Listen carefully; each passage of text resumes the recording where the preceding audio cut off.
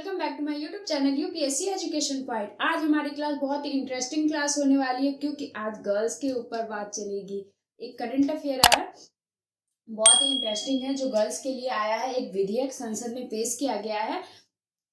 ठीक है गाइस, इसमें हम डिस्कस करते हैं कि पता है आपको तो ये बेटर तरीके से पता है कि अभी तक गर्ल्स के लिए अभी भी मतलब लागू नहीं हुआ है। गर्ल्स के लिए 18 साल शादी की उम्र और बॉयज के लिए 21 ईयर मतलब 21 साल शादी की उम्र है। बट अब क्या किया गया है, बॉयज और गर्ल्स को दोनों की मैरिज एज जो है सेम कर दी गई है, 21 ईयर। ठीक है गाइस, और इस बात के लिए हमें क्या क्या बेनिफिट मिल रहा है और क्या नुकसान तो हमें इससे कुछ होने वाला है नहीं कि 21 ईयर की मैरिज कर दी, इससे बहुत ज्यादा बेनिफिट ही होगा, नुकसान इसका कुछ नहीं है। और चलिए इस पर हम डिस्कस करते हैं कि महिलाओं के लिए 18 से 21 वर्ष बढ़ाने पर विधेयक क्यों किया गया है। तो सबसे पहली बात कि 18 साल की जब एज की तो क्या 18 साल मैरिज की महिलाओं की थी तो क्या था, बहुत ही ज्यादा प्रॉब्लम्स होती थी। पेरेंट्स क्या 18 साल से पहले ही शादी कर देते थे।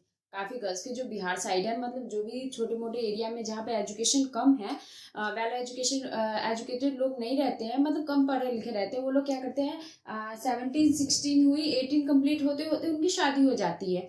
प्लस इस वजह से बहुत ही ज़्यादा प्रॉब्लम्स होती है गर्ल्स को। क्या शादी होती है, उनके पास बेबी हो जाता है, बेबी की वजह से जो बच्चा है वो कुपोषित होता है, उनको सही न्यूट्रिशन, जो गरीब फैमिली से उन्हें सही से खाना पीना नहीं मिल पाता है, इसीलिए बच्चा भी कुपोषण शिकार हो जाता है। प्लस उनकी जो माता होती हैं, जो गर्ल्स होती है, उनको भी बहुत सारी बीमारियां आ जाती हैं। वीकनेस है, मतलब बहुत सारी बीमारियां, वीकनेस वगैरह जो भी है, चलना फिरना उनका मतलब काफ़ी दिक्कतें आ जाती है खाना की वजह से, और कम उम्र में ही उन्हें बेबी करना पड़ जाता है इस चक्कर में।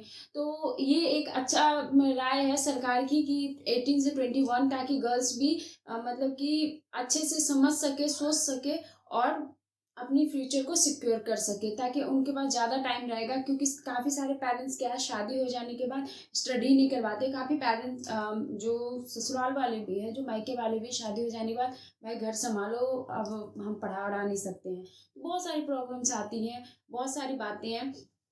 तो इससे क्या है, गर्ल्स को एजुकेशन के लिए फ्रीडम मिलेगी, वो सही से पढ़ सकेंगे, उनकी हेल्थ सही रहेगी। प्लस हमारे अगर आप एक चीज़ देखेंगे, अगर गर्ल्स को ज़्यादा प्रोवाइड दिया जाए हमारे पढ़ाई लिखाई में, अगर उन्हें ज़्यादा खुला छोड़ दिया जाए, मतलब कि इतना भी नहीं, बट उनके हिसाब से जितना जैसे वो पढ़ना चाहते हैं, तो हमारी जीडीपी में सबसे ज़्यादा इन्वॉल्व गर्ल्स होंगी। वो इंडिया को सबसे ज़्यादा आगे बढ़ाने में क्या गर्ल्स काम करेंगी। ठीक है गाइज, अब हम इस पे ये बात करते हैं कि ये विधेयक लोकसभा द्वारा बाल विवाह निषेध अधिनियम 2021, लोकसभा आयोग द्वारा जो बाल विवाह निषेध अधिनियम जो है 2021 में अस्थायी समिति को भेजा गया है। ये किसे भेजा गया है, लोकसभा समिति ने अस्थायी समिति को भेजा है, जिसमें महिलाओं की विवाह उम्र 18 से 21 करने के लिए मांग की गई है, जिसमें महिलाओं के लिए ये विधेयक मतलब कि यहाँ पे डाल दिया गया है। अब क्या है, सबसे पहले लोकसभा में जाता है, फिर राज्यसभा में जाता है, फिर राष्ट्रपति इसमें मतलब साइन कर देगा, फिर ये विधेयक पास हो जाएगा। उसके 2 साल के अंदर अंदर में से पहले ही आ जाता है, फिर ये बिल कानून बन के आ जाएगा, एक्ट बन जाएगा। लेकिन अभी एक्ट नहीं बना है, और इस जब ये एक्ट बन जाएगा तो इसका जो भी उल्लंघन करेगा उसे जेल की सजा मिलेगी 5 साल के लिए। ठीक है ना गाइस, अब हम बात करते हैं कानून लाने के पर तक ये कानून किस किस पे लागू है। तो ये कानून किस किस पे लागू है, भारतीय इकाई विवाह अधिनियम 1972, भारतीय ईसाई विवाह जो है उस पर भी लागू है, जो अधिनियम कौन सा है, 1972 है। फारसी विवाह और तलाक अधिनियम 1936, ठीक है। मुस्लिम पर्सनल लॉ आवेदन अधिनियम 1937, और विशेष विवाह अधिनियम 1954 जो अक्टूबर 9 को ये लागू किया गया था। अब हिंदू विवाह अधिनियम 1955 और विदेशी विवाह अधिनियम 1956, ये इन सारे पे लागू होगा।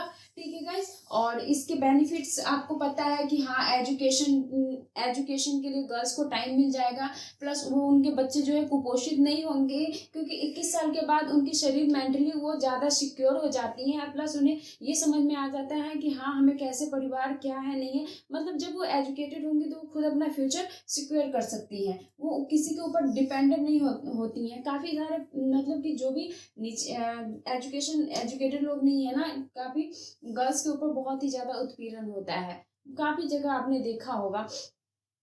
तो इस चीज़ से अगर वो एजुकेटेड रहेंगी तो वो अपने पैरों पे खड़ी होंगी, वो अपने बच्चे को सिखा सकती है, समझा सकती है, पढ़ा लिखा सकती है, आगे फ्यूचर के लिए उन्हें भी सिक्योर कर सकती है। प्लस कुपोषित देश जो हमारा है वो कम होगा, मतलब 90 काफ़ी ज़्यादा ही कम हो जाएगा ये अधिनियम आने से। और जो भी गर्ल्स एंड बॉयज़ हैं कि कम उम्र में ही मैरिज कर लेते हैं, मतलब भाग के पेरेंट्स की, उनमें इतनी अक्ल नहीं होती है, उतनी समझ नहीं होती है, तो 21 के हिसाब 21 ईयर कर दिया जाएगा तो उन्हें टाइम मिल जाएगा, वो अपने लिए समझ सकते हैं, सोच सकते हैं, तभी कोई डिसीजन ले पाएंगे, क्योंकि उतनी कम उम्र में उनमें उतनी समझ बूझ नहीं होती है। तो 21 ईयर काफ़ी अच्छा है, ठीक है ना गाइज।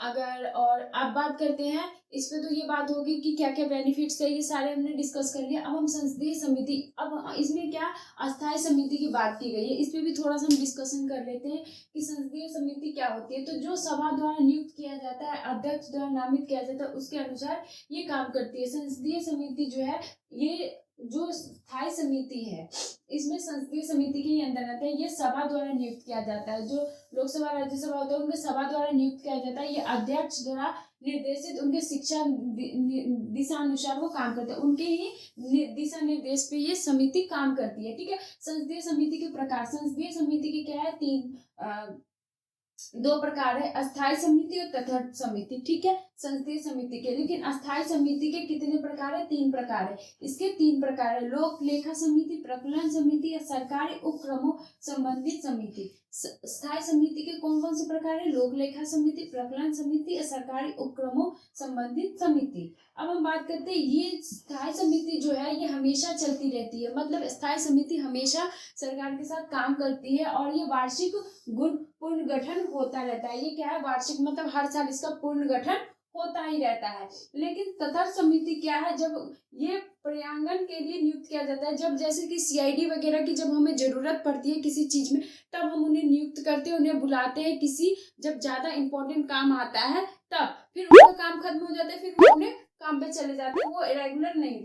तो उसी हिसाब से ये भी समिति है, जब इनका काम होता है तभी इन्हें बुलाया जाता है, इनका काम, उसके बाद ये इनकी काम समाप्त हो जाते हैं, तो ये इनका अस्तित्व भी समाप्त हो जाता है। I mean, ऐसे रहता है, बट ये बनाया जाता है तटस्थ समिति में, बट ऐसे जो रेगुलर काम करते हैं वो ये नहीं करते हैं, ठीक ना। जब इम्पोर्टेंट काम होता है तभी इन्हें बुलाया जाता है, ठीक है गाइस। अब ये संसदीय समिति के देखते हैं, 105वें अनुच्छेद में है, संसद सदन द्वारा ये चुने जाते हैं, ठीक है। और ये जो है अनुच्छेद 118 में भी है, संसदीय कार्यवाही प्रक्रिया द्वारा। इनमें जो संसदीय कार्यवाही जो होता है वो किसमें होता है? अनुच्छेद 118 में, संसद सदस्य द्वारा 105 अनुच्छेद में, ठीक है गाइस। अब आपको ये पता चल गया कि गर्ल्स के और बॉयज के लिए क्या है। तो हम लोग के लिए, गर्ल्स के लिए तो बहुत ही ज्यादा बेनिफिट है, क्योंकि गाइस आप लोग देखते होंगे, लेकिन अब जो भी गर्ल्स है वो पढ़ाई कर पाएंगी, एजुकेशन ले पाएंगी, उन्हें बहुत ही ज्यादा फ्रीडम मिलेगा, इस सरकार की तरफ से मिला है। तो बहुत बहुत ज्यादा थैंक यू सरकार को कि गर्ल्स के लिए बहुत ज्यादा संविधान को, ये संविधान गर्ल्स के लिए बहुत ही ज़्यादा जरूरी था, ताकि आगे हमारा फ्यूचर सिक्योर हो सके, ठीक है guys. Thank you so much. Like करें, सब्सक्राइब करें एंड ज़्यादा से ज़्यादा शेयर करें।